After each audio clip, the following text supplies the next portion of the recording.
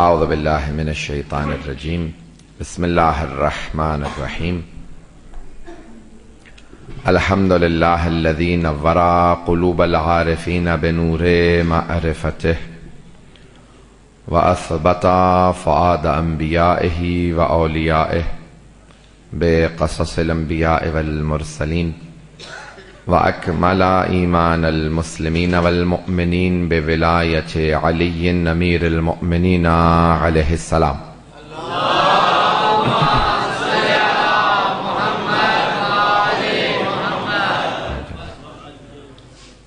والصلاة والسلام والتحية والإكرام على أفضل الموجودات العبد المؤيد والرسول المسدد المصطفى الأمجد المحمود الأحمد أعني أبا القاسم محمد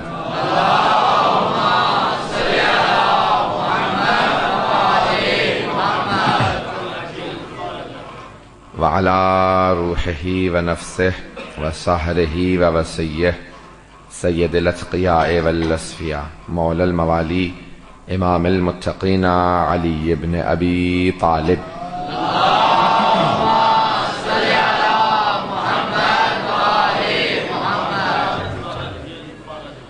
وعلى أوصيائه لا سيما بقية الله في الأرضين روحي وأرواح العالمين لتراب مقدمه الفدا واللعنة الدائمة على أعدائهم أجمعين من الآن إلى قيام يوم الدين أما بعد فقد قال الله الحكيم في كتابه الكريم بسم الله الرحمن الرحيم إن الدين عند الله الإسلام صدق الله العلي العظيم صلوات اللهم صل على محمد وآل محمد سید ذیشان اکبر جعفری کے تمام مرحومین کے لیے سورہ فاتحہ کی درخواست ہے بسم اللہ الرحمن الرحیم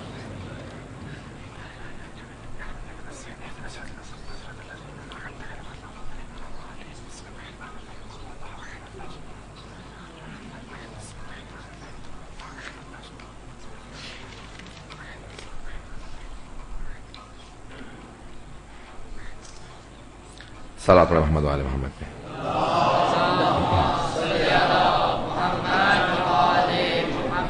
وعجل فرجہ سوالات ہیں کچھ میں مختصر سے جواب دوں گا موضوع سے متعلق بس میں کوشش کروں گا جلدی جلدی گزر جاؤں ایک ہم نمازیں ملا کے کیوں پڑھتے ہیں ہمارے علماء نے اس میں بہت سی کتابیں لکھی ہیں آیت اللہ سید شریف الدین موسوی عاملی ان کی مکتب اہل بیت کے عنوان سے کتاب ہے المراجعات کا ترجمہ اور بہت سے علماء نے مسائل فقہیہ وہاں تفصیل سے جواب دیا مختصر یہ ہے کہ صحیح مسلم میں ایک باب ہے جس باب کا نام ہے صلی رسول اللہ جمعا دون العذر رسول خدا نے نمازوں کو بغیر عذر کے بھی ملا کے پڑھا ہے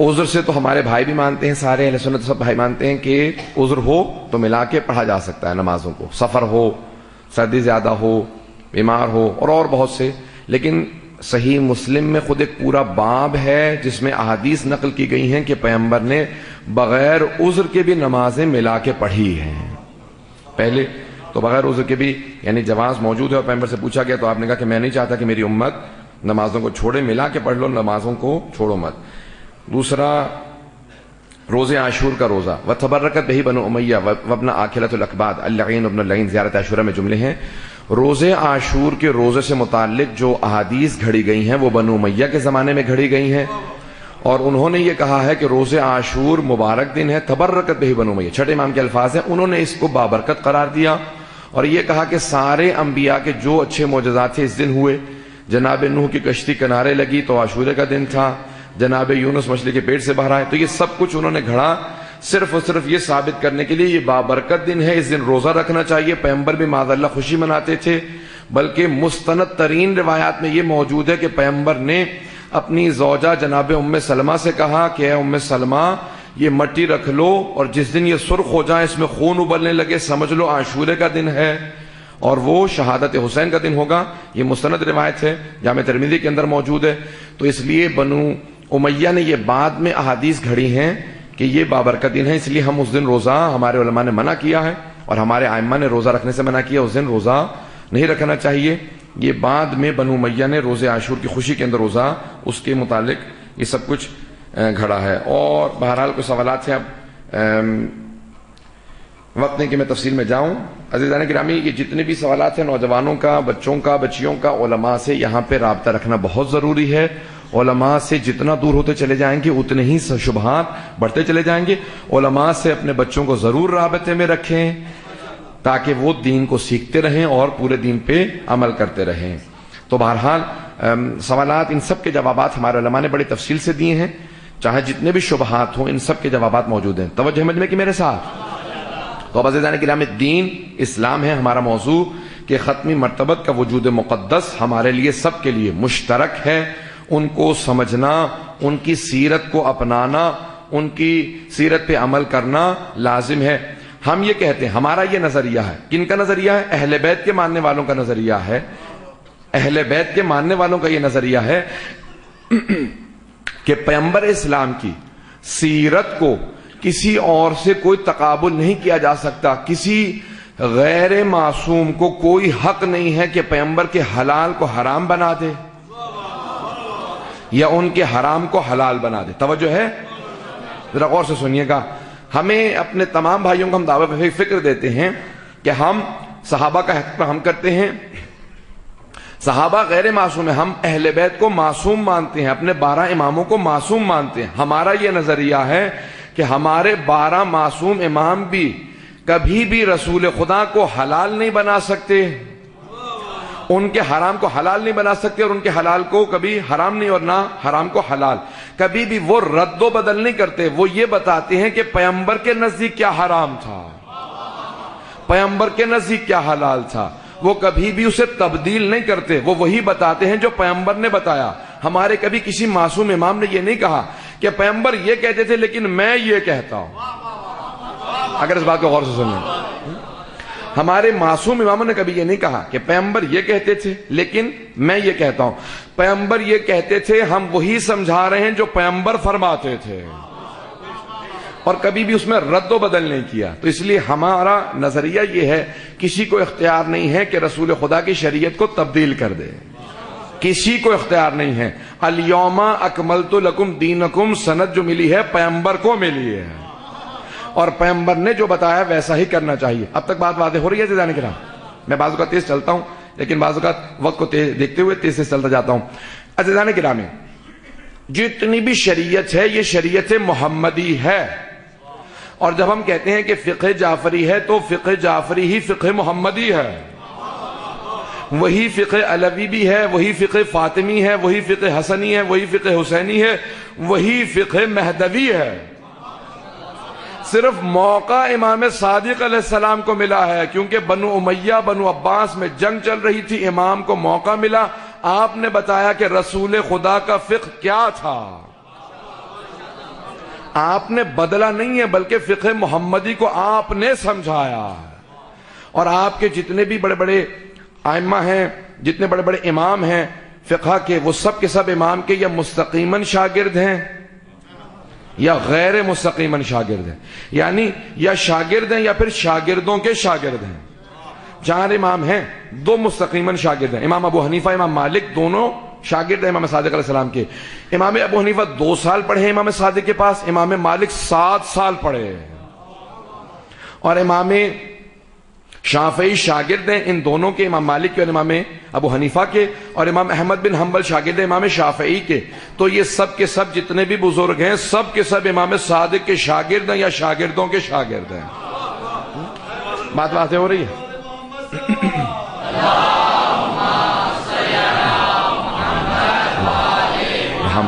وعجل فرج.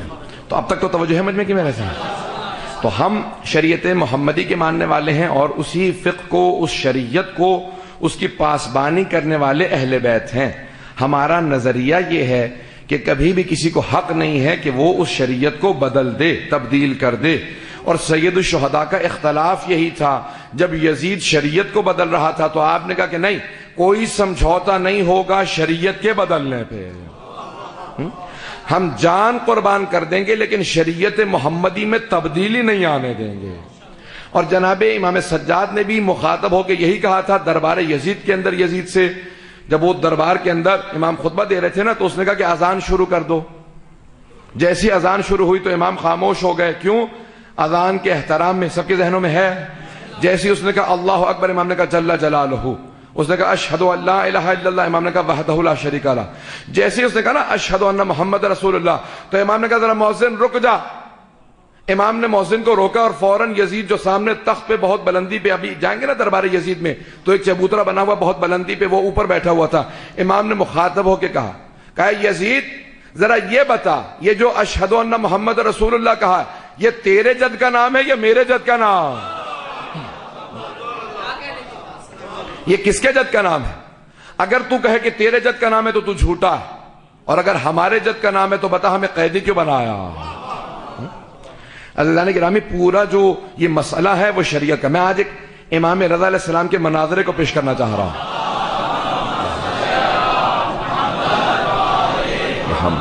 وعجل فرج.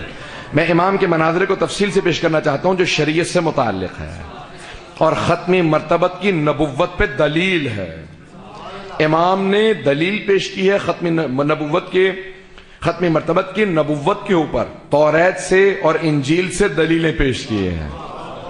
توریت اور انجیل سے دلیلیں پیش کی ہیں. میں آج وہ دلیلیں آپ کے سامنے پیش کرنا چاہتا ہوں جو 8ویں امام علیہ السلام نے پیش کی ہیں. تو عزیزان گرامی، میں اس مناظرے کو پیش کروں گا لیکن تمہیداً سن لیجئے.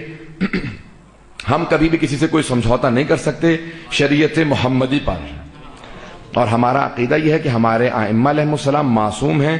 وہ معصوم ہیں جب ہم ان سے ہر چیز کو لیتے ہیں کہ پیغمبر اسلام نے کس کام کو کیسے انجام دیا ہے. اہل البیت ادرا بما فی البیت، انہوں نے بتایا ہے کہ پیغمبر اسلام نے ہاتھ کھول کے نماز پڑھی ہے. اور امام مالک فرماتے ہیں کہ امام ابو حنیفہ کیونکہ کوفے کے رہنے والے ہیں اور کوفے والوں نے رسول خدا کو دیکھا نہیں ہے، صرف سنا ہے، اس لیے انہوں نے کہہ دیا ہاتھ باندھ کے نماز پڑھ لو. لیکن کیونکہ مدینے والے سب ہاتھ کھول کے نماز پڑھتے ہیں اس لیے ہاتھ کھول کے نماز پڑھنا چاہیے. یہ امام مالک کا، جن کی الموطا کتاب ہے حدیث کی، انہوں نے حکم دیا کہ نماز ہاتھ کھول کے ہونی چاہیے. ہمیں کسی بھی امام سے کوئی مسئلہ نہیں. جو ہاتھ باندھ کے نماز پڑھنا چاہے ہاتھ باندھ کے نماز پڑھے، جو کھول کے پڑھنا چاہے پڑھ لے. ہمارا سب سے بڑا مسئلہ یہ ہے کہ ہم اہل بیت سے پوچھتے ہیں، کیونکہ ہمیں اہل بیت نے بتایا ہے کہ پیغمبر ہاتھ کھول کے پڑھتے تھے، اس لیے ہم ہاتھ باندھ کے نماز نہیں پڑھتے. لیکن ہم کبھی بھی کسی پہ تنقید نہیں کرتے جس امام نے بتا دیا ہو، کیونکہ ہمیں اہل بیت نے یہ بتایا پیغمبر ہاتھ کھول کے پڑھتے تھے، اس لیے ہم ہاتھ کھول کے نماز پڑھتے ہیں. عزیزان گرامی، بات واضح ہو رہی ہے. جہاں تک روزے کا تعلق ہے تو اہل بیت نے بتایا کہ پیغمبر سرخی کے غائب ہونے کا انتظار کرتے تھے. جب حمرہ مشرقیہ، مشرق کی سرخی سر کو پار کر لیتی تھی، اس وقت پیغمبر افطار کرتے تھے. اسی لیے ہم لوگ اس وقت تک کا انتظار کرتے ہیں. عزیزان گرامی، شریعت کے اوپر ہمارا کسی سے کوئی اختلاف ہے ہی نہیں، ہم لڑتے ہی نہیں ہیں. ہم کہتے ہیں جس طرح سے چاہو ویسے عمل کرو. ہم مجبور ہیں، ہم 12 کے ماننے والے ہیں. جب ہم ان کی عصمت کے قائل ہیں تو انہوں نے جیسا بتایا ہے ہم انہیں معصوم مانتے ہیں، ہم ان کے خلاف کچھ نہیں کر سکتے. اب تک بات واضح ہو رہی ہے. اب یہاں پہ میں صرف نوجوانوں کے لیے ایک واقعہ کو پیش کر رہا ہوں تاکہ بات کو میں آگے بڑھا دوں گا. میرا موضوع سب کے ذہن میں رہے کہ یہ دین محمدی ہے، دین خود مصطفیٰ ہے. ان اللہ اصطفیٰ لکم الدین فلا تموتن الا وانتم مسلمون. میں نے پہلے دن سے کہا کہ دین مصطفیٰ، دین برگزیدہ ہے، دین بلند ہے، پاک و پاکیزہ ہے. دین کے اندر کبھی بھی کوئی گنجائش نہیں ہے، کسی بھی طرح کی کوئی غلطی کی، کسی بھی اور برائی کی گنجائش نہیں ہے. عزیزان گرامی، بے انتہا کیفیتیں ہیں، لیکن دین نے یہ بتایا. میں انشاءاللہ کل اس کو پیش کروں گا. اب میں کئی مرتبہ باتیں شروع کرتا ہوں لیکن کیونکہ وقت میرے ساتھ بہت تیزی سے گزر رہا ہوتا ہے، آئے ذرا میں پیش کرنا چاہتا ہوں امام علی ابن موسیٰ الرضا علیہ السلام.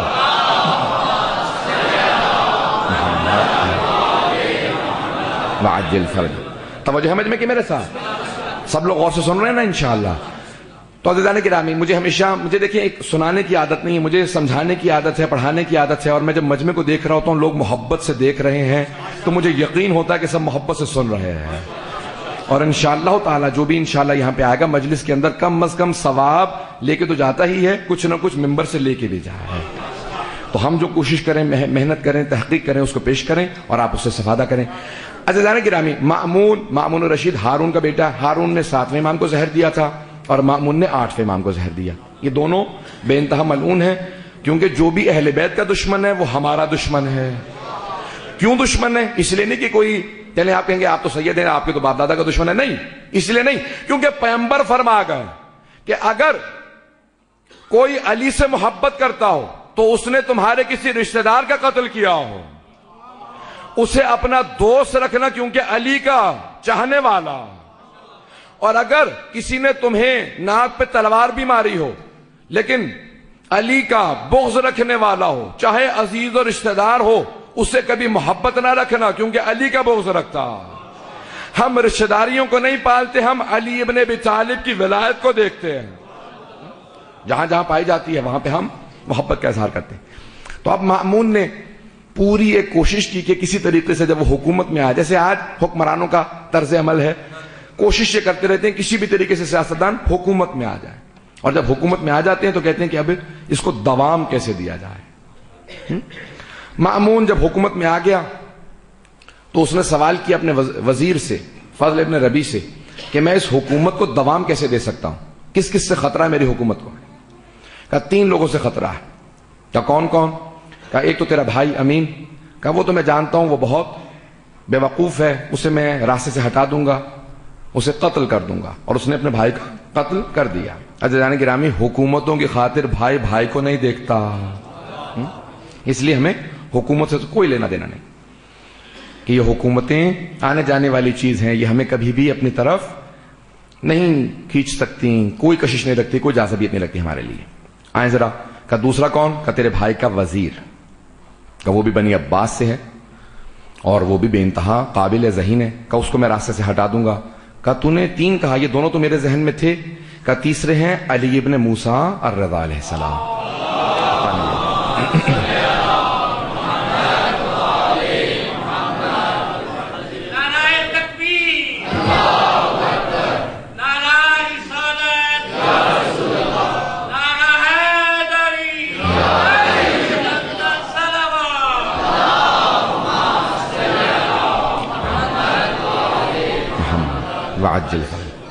تب اس نے پوری تمہید باندھی, کہا کہ دیکھا جائے کون ہے یہ علی بن موسیٰ رضا. کہا یہ مدینے میں رہتے ہیں. کہا میں نے ان کا نام کیوں نہیں سن رکھا؟ کہا کیونکہ تیرے اجداد نے ان کو عوام کی آنکھوں سے دور رکھا ہے. جیسے آج بھی بہت سے لوگ اہل بیت کا تذکرہ نہیں کرتے. بھئی اگر آپ سمجھتے ہیں کہ تذکرہ کرنا چاہیے سب کا, تو سب سے زیادہ تذکرہ اہل بیت کا کرنا چاہیے. تو کہا کہ نہیں, تمہارے اجداد ان کو چھپا کے رکھتے ہیں, لوگوں کی آنکھوں سے اوجھل رکھتے ہیں. کہا کون ہے یہ؟ کہا یہ جو تخت تم نے سنبھال رکھا ہے نا, یہ تمہارا نہیں, ان کا حق بنتا ہے. تمہارے اجداد نے ان کے نام پہ بنو امیہ سے چھینا تھا, پھر ان کے اجداد کو زندانوں میں رکھا, اور تمہارے باپ نے ان کے بابا کو زندان میں رکھا بہت طولانی مدت. سب کے ذہنوں میں ہے. کہا یہ کہاں رہتے ہیں؟ کہا مدینے میں رہتے ہیں. کہا کیسے ہیں دیکھنے میں؟ کہا جو ایک مرتبہ دیکھ لیتا ہے وہ انہی کا ہو جاتا ہے. کہا اچھا علم کیسا ہے؟ کہا جب گفتگو کرتے ہیں تو جو آدمی ان کی گفتگو کو سنتا ہے وہ یقین سے کہہ کے اٹھتا ہے کہ اگر کوئی حجت خدا ہے تو وہ یہی ہیں. کہا اچھا تو پھر ان کو مدینے میں نہیں رہنا چاہیے, ان کو مدینے سے خراسان لے آؤ. سننا چاہ رہے ہیں عزیزان کرام؟ کہا انہیں خراسان لے آؤ. کہا ٹھیک ہے. کہا لیکن ایک بات کا خیال رکھنا, سفر رات میں کرنا, دن میں سفر مت کرنا. کہا کیوں؟ دن میں سفر کیوں نہ کریں؟ کہا کیونکہ تم نے کہا ہے جو ان کو ایک مرتبہ دیکھ لیتا انہی کا ہو جاتا ہے, تو میں نہیں چاہتا کوئی انہیں دیکھے, کیونکہ جو دیکھے گا انہیں ماننے لگے گا. آپ دیکھیں کتنے بغض رکھنے والے اہل بیت کے تھے کہ اس حد تک عداوت رکھتے تھے کہ کوئی اہل بیت کو دیکھے بھی نہیں. اور اب ماریوں جو چھپا کے لے کے آنا. اب ایک مرتبہ چلے, سب کے ذہنوں میں ہے نا کہ امام نیشاپور میں رکے تھے, سب کے ذہنوں میں واقعہ ہوگا کہ جہاں امام نشاپور پہ رکے اور حدیث سلسلۃ الذہب کہی، جس کی سند کے لیے امام احمد بن حنبل نے اپنی مسند میں لکھا کہ اس سلسلہ سند کو اگر کسی دیوانے پہ پڑھ دیا جائے تو اسے افاقہ ہو جائے گا۔ پوچھا کیوں؟ کہ کیونکہ واحد حدیث ہے جس کے سلسلہ سند میں سب معصوم ہیں۔ امام نے اپنے اجداد سے حدیث کو بیان کیا تھا۔ اب جب پہنچے خراسان تو خراسان پہنچنے کے بعد اس نے دیکھا امام کو، فوراً اپنے وزیر سے کہا کہ ہاں واقعا تم نے صحیح کہا تھا، انتہائی پر نور ہے، وجاہت ہے، جلالت ہے، ان کے روب و جلال کو دیکھ کے یقین ہے کہ جو انہیں ایک مرتبہ دیکھے گا انہی کا ہو جائے گا۔ اب اس نے بلایا، کہا کہ اے فرزند رسول آپ میرے ولی عہد بن جائیں۔ امام نے کہا کیسے تیرا ولی عہد بن جاؤں جبکہ میں تو توحید کی شرائط میں ہوں؟ نہیں سمجھا پایا۔ امام نے حدیث میں کہا تھا نا کہ کلمۃ لا الہ الا اللہ حصنی فمن دخل حصنی امن من عذابی، کلمہ لا الہ الا اللہ میرا قلعہ ہے۔ اللہ فرماتا ہے کہ کلمہ لا الہ الا اللہ میرا قلعہ ہے، جو میرے قلعے میں داخل ہو جائے میرے عذاب سے بچ گیا۔ تو کہا کہ سب لوگ کہنے لگے صرف لا الہ الا اللہ کہیں، امام نے کہا نہیں، بشرائطہا بشروطہا، الفاظ ہیں، امام نے کہا اس کی کچھ شرائط ہیں۔ تو کہا ان شرائط میں سے ایک شرط میں علی بن موسیٰ رضا ہوں۔ امام نے کہا میں توحید کی شرائط میں ہوں، تیرا ولی عہد ہونا تو معنی ہی نہیں رکھتا۔ اب بات واضح ہو رہی ہے بھائی، توجہ رکھیے گا عزیزان کرام میں، کچھ لوگ پہنچ رہے ہیں، مجھے سارے مجمع کو ساتھ لے کے چلنا۔ تو اب ایک مرتبہ امام نے کہا نہیں میں تیرا ولی عہد نہیں بننا چاہتا، کہا نہیں آپ کو ولی عہد بننا پڑے گا۔ امام نے کہا اگر زبردستی ہے تو پھر پوچھ کیوں رہا؟ اگر زبردستی ہے تو نے اعلان کرنا ہی ہے، میں مانوں نہ مانوں، تو پھر پوچھ کیوں رہا؟ جو مرضی اعلان کر دے، ولی عہد کیا جو چہرہ دی چاہے اعلان کر دے۔ کہا نہیں آپ کا نام استعمال کروں گا۔ امام نے کہا سن میں جانتا ہوں میں تجھ سے پہلے شہید کر دیا جاؤں گا۔ کہا کون شہید کرے گا؟ مولا نے کہا سننا چاہتا ہے تو میرا قاتل ہے۔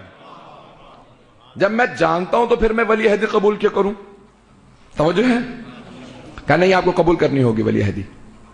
امام نے کہا پھر جو چاہے لکھ دے، اگر مجھ سے پوچھتا ہے تو میں راضی نہیں ہوں، اگر تو نے مجھے ایک لقب لکھنا ہی ہے تو جو چاہے لکھ دے، لیکن سن میں کوئی فیصلہ نہیں کروں گا۔ اس نے کہا مجھے شرط قبول ہے۔ اب اس وقت اس کے ذہن میں نہیں آیا اگر آپ سب مجھے کہیں کہ آپ ہمارے قاضی بن جائیں، ہمارے جج بن جائیں، میں کہوں ٹھیک ہے میں جج بنتا ہوں لیکن فیصلہ کوئی نہیں کروں گا، تو پھر یہ جج کیسا قبول کیا آپ نے؟ جب جج ہے اس کا مطلب ہے فیصلہ کریں، اور اگر فیصلہ نہیں کرنا تو جج نہیں ہے۔ امام نے کہا کوئی فیصلہ نہیں کروں گا۔ کل ایک آدمی جب 2 سال 2.5 سال گزر گئے اور ایک آدمی اس کے دربار میں آیا، کہا کہ اس آدمی نے چوری کی ہے۔ اس نے فوراً امام سے کہا کہ اس نے چوری کیا، فیصلہ کیجئے۔ مولا نے کہا میں نے تو پہلے کہہ دیا تھا فیصلہ میں نہیں کروں گا۔ اس نے مخاطب ہو کے چور سے کہا کہ تم نے چوری کی ہے؟ کہا ہاں میں نے چوری کی ہے۔ کہا اچھا جانتے ہو چور کی سزا کیا ہے؟ کہا ہاں جانتا ہوں۔ کہا کیا سزا ہے؟ کہا ہاتھ کاٹا جاتا ہے۔ کہا پھر تم تیار ہو؟ کہا نہیں، میرا ہاتھ کاٹے گا کون؟ تو؟ کہا تیری اتنی جرت، تو نہیں جانتا میں خلیفہ وقت ہوں؟ کہا ہاتھ کون کاٹے گا؟ تو ہاتھ کاٹے گا؟ کہا تو نہیں جانتا تیرے باپ نے تیری ماں کو کنیز کے طور پہ خریدا تھا بیت المال کے پیسوں سے، تو پوری امت کی ملکیت ہے، تو ہمارا غلام ہے، تو کیسے فیصلہ کر سکتا؟ کہا تیری اتنی جرت خلیفہ سے ایسے بات کرے؟ کہا آپ ہمارے ولی عہد فیصلہ کیجئے۔ مولا نے کہا نہیں میں فیصلہ نہیں کروں گا۔ کہا اب ہم پہ حرف آ رہا ہے، آپ کو فیصلہ کرنا ہوگا۔ امام نے کہا سن یہ جو کہہ رہا ہے وہ صحیح کہہ رہا ہے۔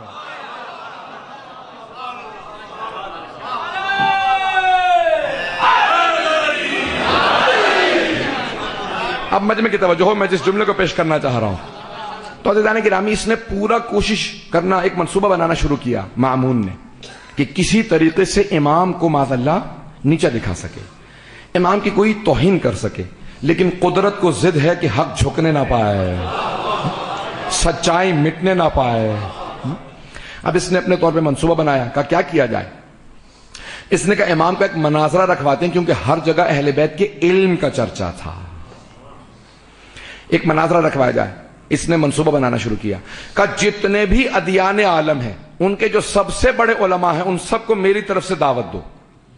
کہ یہودیوں کے سب سے بڑے جو چیف رہبر کہلاتا ہے، جو ان کا رأس الجالوت ہے، اسے بلا لیا جائے۔ عیسائیوں کا اسقف اعظم جسے آرچ بشپ یا پوپ کہا جاتا ہے اسے بلا لیا جائے. ہندوؤں کے سب سے بڑے سادھو کو، سب کو، جتنے ادیان ہیں، سابعی ستارہ پرست تھے، زرتشت جو آگ کی پرستش کرنے والے، سب کے بڑے بڑے علماء کو بلا لیا. دعوت دی کا فلاں تاریخ میں سب پہنچ جائیں. کہ اکیلے مت آئیں، سب سے کہو اپنے ساتھ پورا پورا لشکر لے کے آئیں، کتابیں لے کے آئیں. جب سب پہنچ گئے نا تو بہت خوش ہوا، دیکھنے کے بعد بہت خوش ہوا. کہ آج ہمارے ولی عہد کا مناظرہ ہوگا. امام کے لیے خوش نہیں تھا کہ اتنے لوگ آ گئے. اس نے ایک اپنے خادم کو بلایا، کہا جاؤ جا کے ہمارے ولی عہد کو بلا لاؤ. وہ جو ولی عہد کو بلانے گیا نا خادم، وہ تقیہ میں تھا، وہ شیعہ تھا. وہ گیا امام کی بارگاہ میں، کہا مولا آپ کو مامون نے دربار میں بلایا. امام نے کہا بلایا مجھے ہے، گھبرایا ہوا تو ہے. کہا نہیں مولا، وہاں پہ دربار میں بہت بڑے بڑے ادیان عالم کے علماء جمع ہیں، وہ سب آپ سے سوالات کرنے آئے ہیں، مناظرہ کرنے آئے ہیں. تو امام نے فوراً کہا کہ تجھے اپنے امام کے علم پہ شک ہے؟ بھائی توجہ سے سنیے گا، میرا گلا ساتھ نہیں دے رہا ہے. تو فوراً کہا کہ امام نے کہا تجھے اپنے امام کے علم پہ شک ہے؟ کہ نہیں مولا آپ کے علم پہ شک نہیں ہے، لیکن یہ جو مناظرہ کرنے والے ہوتے ہیں نا، یہ گھما پھرا کے بات کو ایسے پیش کرتے ہیں کہ سوال کچھ کرتے ہیں، جواب کچھ ہوتا ہے. امام نے کہا سن، جب میں ہر عالم کو اسی کی زبان میں، اسی کی کتاب سے، اسی کی رفتار سے جواب دوں گا تو چہرہ میرا نہیں مامون کا دیکھنے والا ہوگا.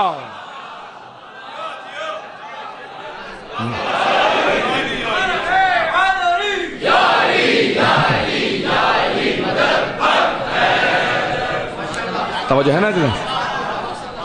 تو امام نے کہا کہ چہرہ مامون کا دیکھنے والا ہوگا. اب عجیب و غریب ایک کیفیت ہے. امام نے کہا دیکھ، میں یہ جاننا چاہتا ہوں اور جانتا ہوں کہ میرے شیعہ سمجھتے ہیں کہ ہمارے دشمن ہمارے خلاف کیسے منصوبے بناتے ہیں. تو عراق کا رہنے والا ہے، تجھے سمجھ میں آ رہا ہے کہ مامون نے کیوں یہ مناظرہ رکھا ہے؟ کہ مولا اگر جسارت نہ ہو، گستاخی نہ ہو تو میں عرض کر دوں. امام نے کہا تو جانتا نہیں ہمیں چاپلوسی سننا پسند نہیں. پتہ نہیں بات پہنچا پا رہا ہوں یا نہیں. امام نے کہا مجھے چاپلوسی سننا پسند نہیں ہے، جو تو سمجھتا ہے وہی کہہ. وہ درباری لوگ ہیں جو چاپلوسی سنتے ہیں. کہا کہ نہیں مولا یہ آپ کی توہین کرنا چاہتا ہے، یہ آپ کو نیچا دکھانا چاہتا ہے. امام نے کہا ہاں میں بس یہی چاہتا ہوں کہ میرے شیعہ سمجھتے رہیں کہ یہ ہمارے متعلق کیا نیتیں رکھتے ہیں.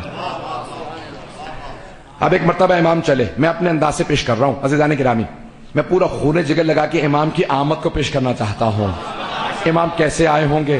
میرا دل کہتا ہے جب امام چلے ہوں گے تو آسمان سر پہ سایہ کر رہا ہوگا، زمین قدموں کے بوسے دے رہی ہوگی، چاروں طرف سے پردے اٹھ کے امام کے سر پہ سایہ کر رہے ہوں گے، لبیک کی صدائیں آ رہی ہوں گی، ممبر دعوت دے رہا ہوگا، اے وارث ممبر سلونی. ایک مرتبہ امام داخل ہوئے، مامون فوراً اپنے تخت پہ کھڑا ہو گیا. کہا فرزند رسول آئیے تخت پہ بیٹھ جائیے. امام نے کہا خبردار، تیرے تخت سے ظلم کی بو آتی ہے، ہمارے لیے ممبر لگوا دے.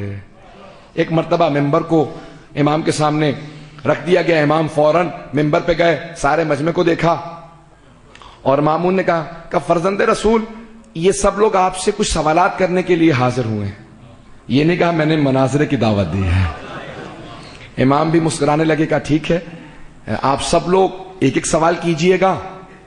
اگر آپ دعوت دیں تو میں پہلے سوال کرتا ہوں، چاہیں تو آپ پہلے سوال کر لیں. دیکھیں امام کو اپنے علم پہ اتنا یقین ہوتا ہے، امام معصوم کو اپنے علم لدنی پہ اتنا یقین ہوتا ہے. چاہو تو تم پہلے سوال کر لو، چاہو تو میں پہلے سوال کر لوں. تو اب وہ سب گھبرانے لگے. کہا اتنا یقین ہے انہیں؟ اب وہ سب کے سب مجمع اپنا اپنا ایک ٹولیاں بنا کے کھڑے ہوئے تھے، گروہ کھڑے ہوئے تھے. یہ سارے یہودی کھڑے ہیں، سارے عیسائی کھڑے، مختلف گروہ کھڑے تھے. ایک مرتبہ امام مخاطب ہوئے. امام نے کہا کیا حال ہے آپ لوگوں کا؟ آپ لوگ پہلے سوال کریں گے میں سوال کروں؟ کہ نہیں، آپ جس گروہ سے جس دین سے چاہیں پہلے سوال کر لیجئے. تو امام نے کہا میرا پہلا سوال عیسائیوں سے ہے. کیوں؟ عیسائی جناب عیسیٰ کو اللہ کا بیٹا مانتے ہیں. ذہن میں ہے نا، وہ کہتے ہیں عیسیٰ ابن اللہ ہے، اللہ کے بیٹے ہیں، ابن اللہ. توجہ ہے مجمع کی؟ اب ایک مرتبہ امام نے مخاطبوں کے عیسائیوں سے کہا کہ آپ لوگ حضرت عیسیٰ کو ابن اللہ مانتے ہیں اور ہم عبداللہ مانتے ہیں. عبداللہ یعنی اللہ کا بندہ، اللہ کا نبی اور بندہ. کہا میں حضرت عیسیٰ کو مانتا ہوں. حضرت عیسیٰ نبی تھے، معصوم تھے، ان کا بہت مقام تھا، علم بہت زیادہ تھا، لیکن حضرت عیسیٰ نماز روزے کے چور تھے. جیسے آپ خاموش ہو گئے نا، وہ سارا دربار خاموش ہو گیا کہ یہ مولا کیا کہہ رہے ہیں، حضرت عیسیٰ سے متعلق کہہ رہے ہیں. تو وہ جو آرچ بشپ تھا نا عیسائی سب سے بڑا اسقف اعظم، وہ چلانے لگا کہ کس نے کہا آپ مسلمانوں کے عالم ہیں؟ آپ کو کسی نے نہیں بتایا جناب عیسیٰ کے لیے پوری زندگی کسی نے رات میں بستر نہیں بچھایا، نہیں پہنچ سکے. رات میں کسی نے بستر نہیں بچھایا، دن میں کسی نے دسترخوان نہیں بچھایا، پوری زندگی دن میں روزے سے ہوتے تھے، رات میں پوری رات تہجد پڑھتے رہتے تھے. پہنچ گئے. امام نے اس کی زبان سے اقرار کرایا. تو امام نے کہا اچھا تو تو مانتا ہے نا پوری رات نماز میں رہتے تھے، پورے دن روزے سے؟ یہ تو سارے عیسائی مانتے ہیں. کہ سارے عیسائی مانتے ہیں جناب عیسیٰ پوری زندگی رات میں تہجد پڑھتے رہے، دن میں روزہ رکھتے رہے. تو امام نے کہا یہ نماز روزہ کیا ہے؟ کہ نماز روزہ عبادت ہے. امام نے کہا اچھا جو عبادت کرتا ہے وہ عبد ہوتا ہے، ابن نہیں.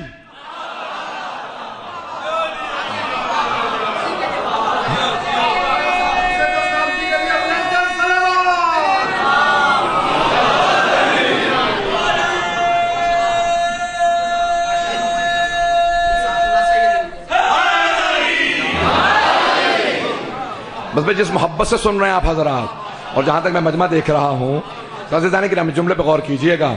تو فرمایا مولا نے کہا کہ جو عبادت کرتا ہے وہ عبد ہوتا ہے، ابن نہیں.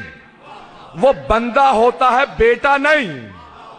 امام نے کہا میں نے سوال پوچھ لیا، اب تیرا سوال. تو امام نے کہا تمہارا سوال کیا؟ کہا اس نے سوال لاکھ چھوڑا ہی کہاں. ہمارے دین کی بنیاد ہی جناب عیسیٰ کے ابن اللہ ہونے پہ ہے. جب اس نے بنیاد کو ختم کر دیا اب سوال کیا کروں؟ اسے امام وقت کہا جاتا ہے. امام نے کہا تیرا سوال کا نہیں، میرا کوئی سوال نہیں ہے، کسی اور سے سوال کر لیجئے. امام نے کہا میرا دوسرا سوال یہودیوں سے ہے. اب یہودی جو راس الجالوت تھا، جو ان کا چیف رہبر تھا، وہ گھبرانے لگا. امام نے کہا اس سے پہلے کہ میں کوئی سوال کروں ذرا مجمع کو بتا دیں میری عبرانی زبان کیسی ہے. کیوں امام ان سے ان کی زبان میں بات کر رہے تھے. امام نے کہا ذرا مجمع کو بتا، ذرا توریت کو کھول، میں تلاوت کرتا ہوں، ذرا مجمع کو بتا دے میری تلاوت درست ہے یا نہیں. تو وہ ذرا دور کھڑا تھا، اس نے توریت کو کھولا. امام نے کہا دائیں صفحے سے جو پہلی آیت ہے وہ یہ ہے. امام نے تلاوت شروع کی. امام نے کہا ذرا بائیں صفحے کی دیکھ، وسط سے تلاوت کرتا ہوں.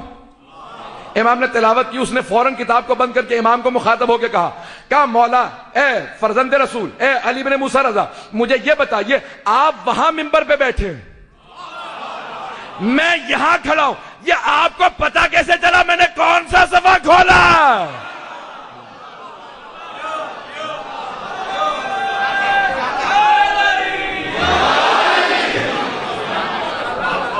یہ آپ کو پتا کیسے چلا میں نے صفحہ کون سا کھولا؟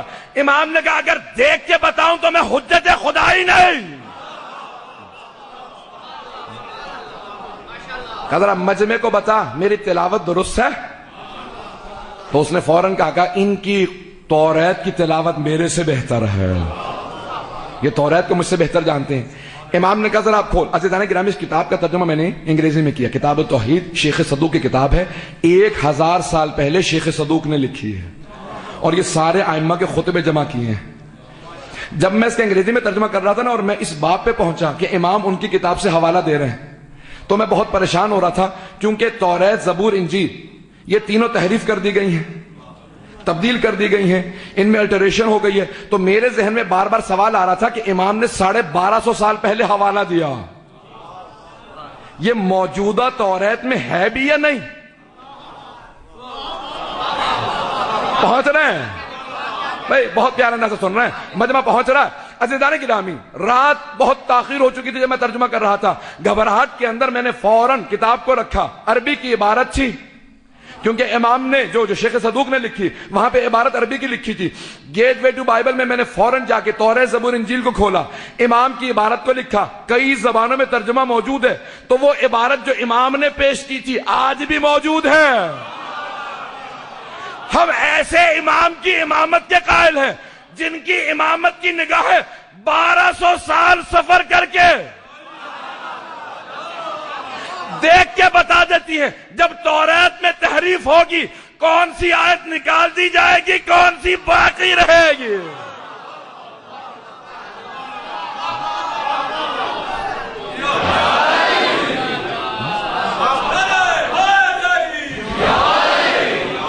اور فرما رہے ہیں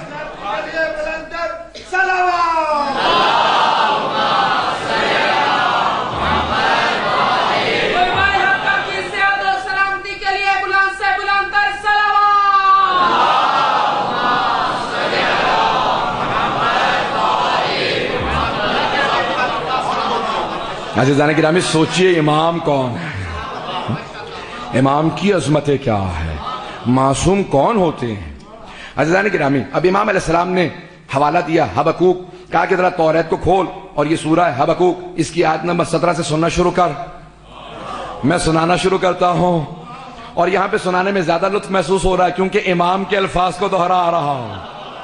تو عزیزان گرامی، امام نے کہا ذرا سن، میں تجھے بتاتا ہوں، یہ حبقوق ہے، سننا شروع کر.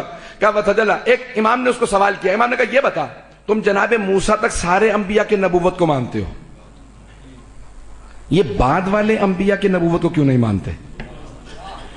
تو اس نے جواب دیا، کہا کہ کیونکہ بعد والے انبیاء نے ویسے معجزات نہیں دکھائے جیسے جناب موسیٰ نے دکھائے. آج اگر میں تھوڑا سا وقت زیادہ لوں گا تو ساتھ چلیں گے. تو کہا جیسے بعد والے انبیاء ہیں نا انہوں نے ویسے معجزات نہیں دکھائے جیسے جناب موسیٰ نے. امام نے کہا دیکھ جناب موسیٰ کے دو معجزات ہیں، ایک ان کا ید بیضا تھا، جیب میں ہاتھ ڈالتے تھے سینے میں اور جب باہر نکالتے تھے اسے نور نکلتا تھا. دوسرا ان کا عصا تھا، جب زمین پہ پھینکتے تھے تو اژدہا میں تبدیل ہو جاتا تھا. یہی ہے نا دو معجزات؟ کہا. تو امام نے فوراً کہا، امام نے کہا بعد والے انبیاء نے تو اس سے بڑے معجزات دکھائے. جناب عیسیٰ نے مردوں کو زندہ کر دیا، جناب ختمی مرتبت نے چاند کے 2 ٹکڑے کر دیے، اور کتنے معجزات دکھائے. کہ نہیں، لیکن یہ جو بعد والے انبیاء کے معجزات ہیں نا یہ ہم نے خود نہیں دیکھے،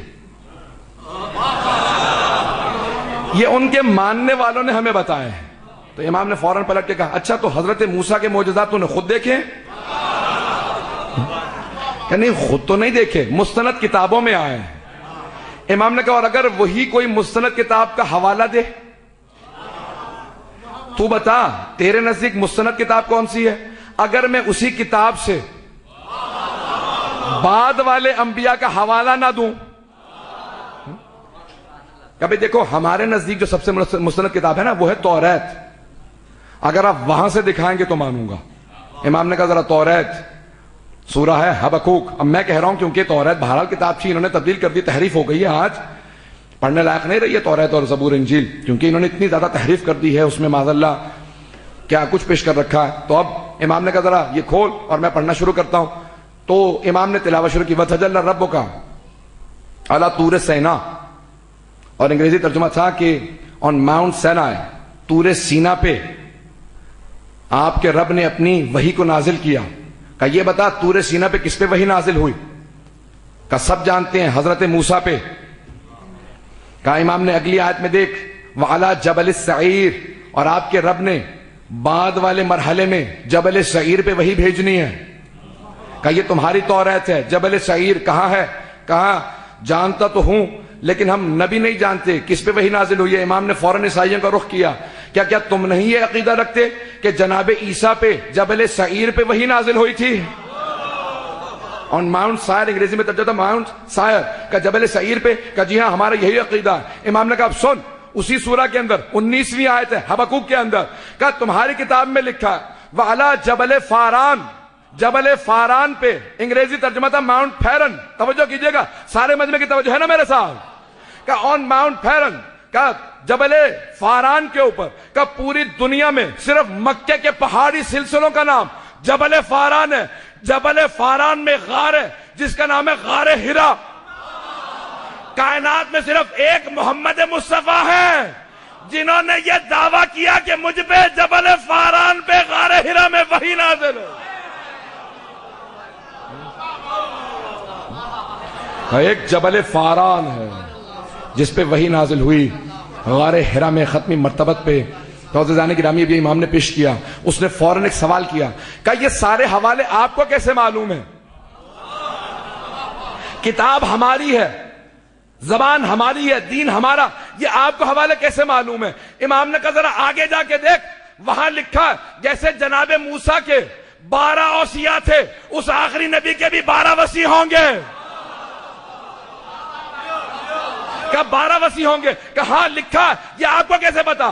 امام نے کہا جس معجزے کو کہے گا وہ معجزہ میں دکھاؤں گا، کیونکہ ان 12 میں سے 8واں میں ہوں.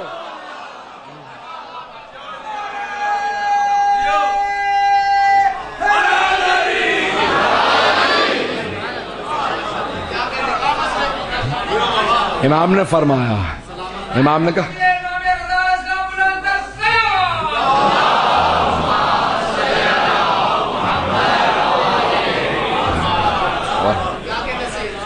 عزیزان گرامی، امام نے فرمایا کہا کہ ان 12 میں سے 8واں میں ہوں. کہ جو معجزہ کہے گا میں تجھے دکھاؤں گا. ایک مرتبہ وہ سارے یہودی کہنے لگے اگر روئے زمین پہ کوئی حجت خدا ہے تو وہ یہ ہے. بس یہاں تک جیسی بات پہنچی نا تو مامون کہنے لگا بہت ہو چکا، ہمارے ولی ہے سے بہت زیادہ سوال کیے جا رہے، میں برداشت نہیں کر رہا، میں جا رہا ہوں. جیسے تخت سے اترا امام نے مسکرا کے اپنے شیعوں کو دیکھا. امام نے کہا میں نے کہا تھا نا چہرہ میرا نہیں اس کا دیکھنے والا ہوگا.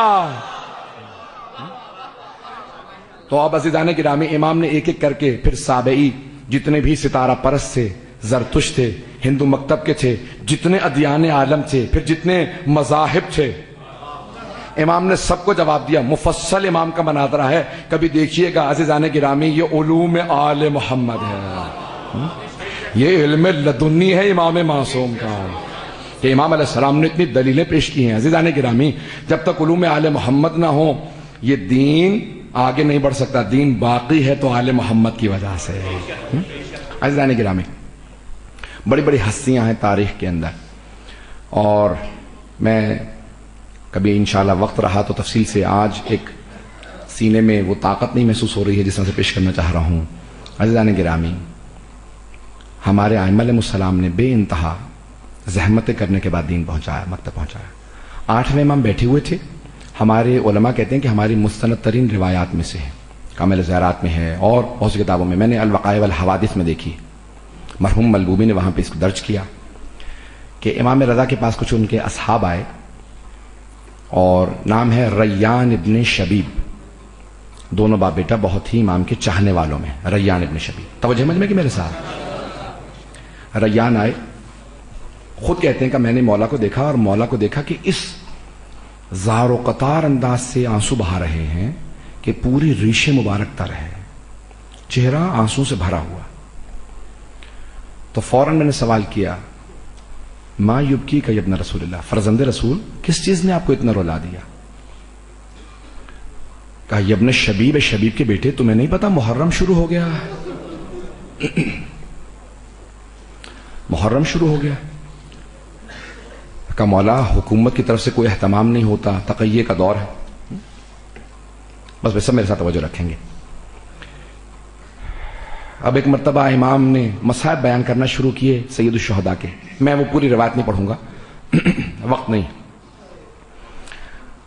میں آج کوشش کروں گا کہ مصائب سخت جملے نہ پیش کروں، لیکن سنیں گے. عزیزان گرامی، یہ جملے بڑے سخت جملے ہیں امام رضا علیہ السلام کے. امام نے روتے ہوئے کہا ابن شبیب، اے شبیب کے بیٹے، ہمارے جد بزرگوار سید الشہداء کو اس طرح سے ذبح کیا گیا ہے کل کبش، جیسے ایک گوسفند کو ذبح کیا جاتا.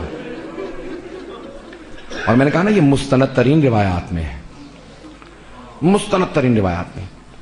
علماء نے بڑی بحث کی ہے کہ امام نے یہ الفاظ استعمال کیوں کیے ہیں کہ جیسے ایک گوسفند کو ذبح کیا جاتا ہے، جیسے ایک بھیڑ کو ذبح کر دیا جاتا ہے.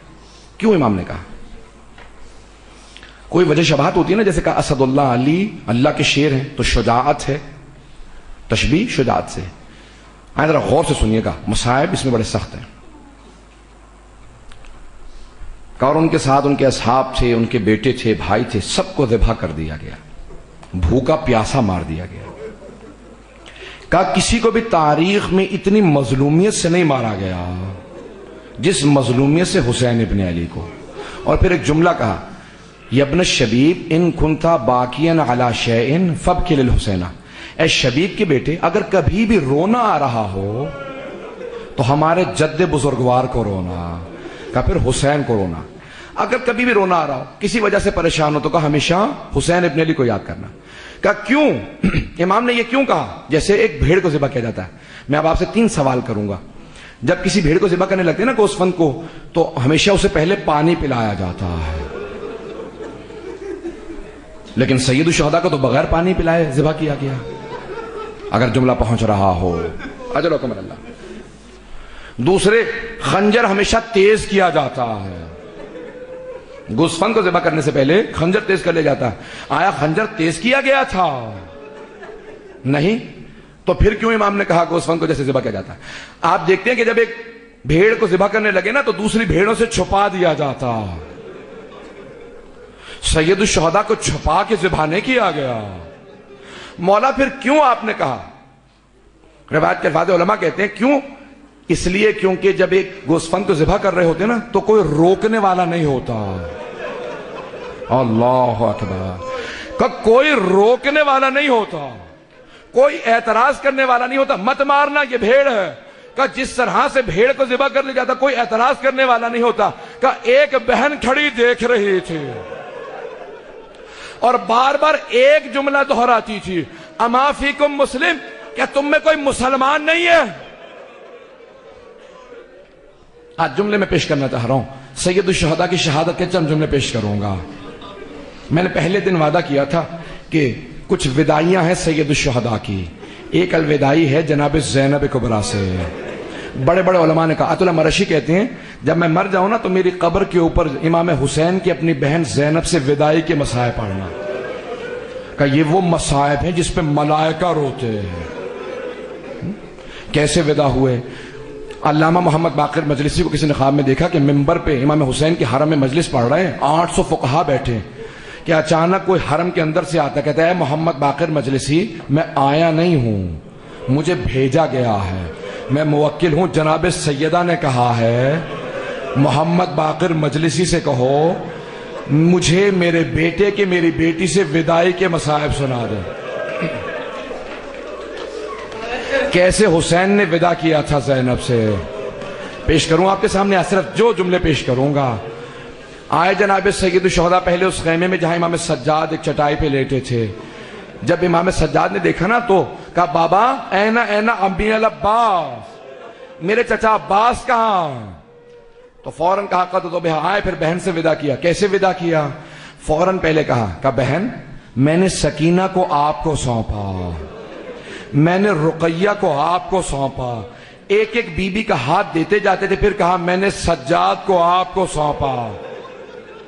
بس بھئی محافظ امامت ہے نا جناب زینب کبریٰ، تو ایک لحظہ آیا کہ ایک مرتبہ جناب سید الشہداء نے کہا مجھے میرا پرانا لباس لا دو۔ اپنے لباس پہ اس پرانے لباس کو پہنا اور چلنے لگے، خیمے سے باہر نکلنا چاہتے تھے۔ روایت کے الفاظ ہیں زیادہ دور نہیں گئے تھے، جناب زینب نے کہا مہلن مہلن یبنا، اے زہرا کے بیٹے ذرا ہے میرے بھیا آہستہ، ابھی فوراً باہر نہ جانا۔ جناب زینب نے روک لیا، آگے بڑھے جناب زینب کبریٰ اور کہا بھیا اماں نے وصیت کی تھی زینب جب آخری مرتبہ حسین سے ملنا تو میری طرف سے گلے کا بوسہ دے دینا، بھیا ذرا اپنا گلا چاک کرنا۔ جناب سید الشہداء نے گلے کو کھولا، بی بی نے گلے کا بوسہ دیا، کہا بہن ذرا اپنی کلائیوں سے چادر ہٹانا۔ بی بی نے چادر کو ہٹایا، مولا نے کلائیوں کو چوما، کہا بھیا کیا بات ہے؟ کہا بابا نے وصیت کی تھی حسین جب آخری مرتبہ زینب سے ملنا میری طرف سے کلائیوں کے بوسے دے دینا، ان کلائیوں میں رسیوں نے بندھنا۔ اجرکم اللہ. بس بھئی جناب زینب کبریٰ ودا کر رہی ہیں. میں وہ پیش کرنا چاہتا ہوں جملے، جو شہادت کے جملے بڑے سخت جملے ہیں جسے منع کیا جاتا ہے. عزیزان گرامی، جناب سید الشہداء میدان میں اترے اور جنگ شروع کی. آدم سے لے کے خاتم تک سارے انبیاء کی ارواح موجود تھی نا، جو دیکھ رہی تھی. روایت کے الفاظ ہے جب پہلی ضربت چلی تھی نا، جناب آدم نے رخ موڑ لیا تھا، کہا تھا یا رسول اللہ مجھے معاف کر دیجئے، اس سے آگے میں دیکھ نہیں پاؤں گا. روایت کے الفاظ ہیں آگے جب دوسری ضربت چلی، جناب نوح نے رخ موڑ لیا، کہا یا رسول اللہ مجھے معاف کر دیجئے گا، اس سے آگے میں دیکھ نہیں پاؤں گا. جب تیسری ضربت چلی، جناب ابراہیم نے کہا یا رسول اللہ میں جب اسماعیل کو ذبح کرنے لگا تھا میں نے آنکھوں پہ پٹی باندھ لی تھی، میں حسین کو ذبح ہوتے نہیں دیکھ سکتا. ضربتیں چلتی رہیں، انبیاء رخ موڑتے رہے. ایک ایسا وقت آیا خود رسول خدا نے کہا یا علی اب آپ جانے اور زہرا جانے. ایک ایسا وقت آیا جناب امیر نے کہا زہرا اب آپ جانے اور حسین جانے، اس سے آگے میں بھی نہیں دیکھ سکتا. میرے طرف دیکھیے گا، آخری جملے پڑھ رہا ہوں. لیکن جناب سیدہ آگے بڑھی، اپنے برقعے کا دامن پھیلایا، سید الشہداء کے سر کے نیچے رکھا، ہاتھوں کو گردن پہ رکھا، کہ پروردگارہ تو گواہ رہنا میں نے رخ نہیں موڑا، پروردگارہ میں نے رخ نہیں موڑا. ضربتیں چل رہی تھی، بی بی کے ہاتھ تھے. بس میں آخری جملے پیش کر رہا ہوں. میں نے تمام کر دیا، میں نے آج مختصر کر دیا. میں نے شہادت کو نہیں پڑھا ہے، آپ برداشت نہیں نہ کر پاتے، میں نے تمام کر دیا. بس بھی ایک بہن 70 قدم کے فاصلے پہ کھڑی دیکھ رہی تھی، بار بار کہتی تھی واہ محمدہ واہ علیہ. بس میں نے تمام کر دیا. ایک مرتبہ جناب زینب کبریٰ ایک لحظے کو بیان کرتی ہے. بی بی فرماتی ہیں کہ جب میرا بھائی میدان کربلا میں تھا، آخری لحظات تھے، میں بھائی کو پہچان نہیں پا رہی تھی. کبھی بھی کیوں؟ کیونکہ پورے جسم پہ اتنے تیر تھے، چہرہ لہو لہان تھا. میں نے ایک سوال کیا انت اخی، کیا آپ میرے بھائی ہیں؟ کہ حسین نے کہا زینب ارجعی للفسطاط، ارجعی للخیام، خیمے میں واپس چلی دو.